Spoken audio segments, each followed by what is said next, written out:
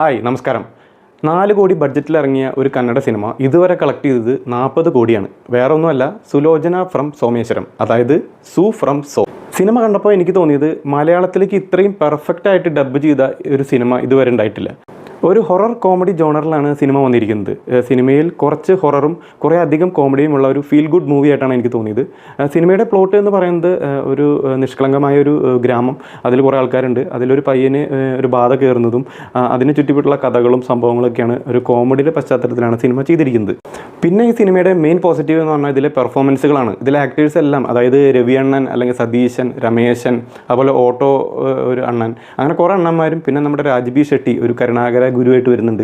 എല്ലാവരുടെയും പെർഫോമൻസ് അടിപൊളിയാണ്. അതുപോലെ തന്നെ നായികയായിട്ട് വന്നിരിക്കുന്നത് ഒരു സന്ധ്യ എന്ന് പറഞ്ഞ ഒരു ആക്ടറാണ്, ബാനു എന്ന ക്യാരക്ടർ. അതും അത്യാവശ്യം നന്നായി ചെയ്തിട്ടുണ്ട്. അപ്പോൾ സിനിമയുടെ മെയിൻ പോസിറ്റീവ് എന്ന് പറയുന്നത് പെർഫോമൻസുകളും അതുപോലെ ഇതിൻ്റെ സ്ക്രിപ്റ്റിങ്ങും ഡബ്ബിങ്ങും ഒക്കെയാണ്. അപ്പോൾ തീർച്ചയായും ഫാമിലി ആയിട്ട് കാണാൻ പറ്റുന്ന ഒരു അടിപൊളി സിനിമയായിട്ടാണ് എനിക്ക് തോന്നുന്നത്.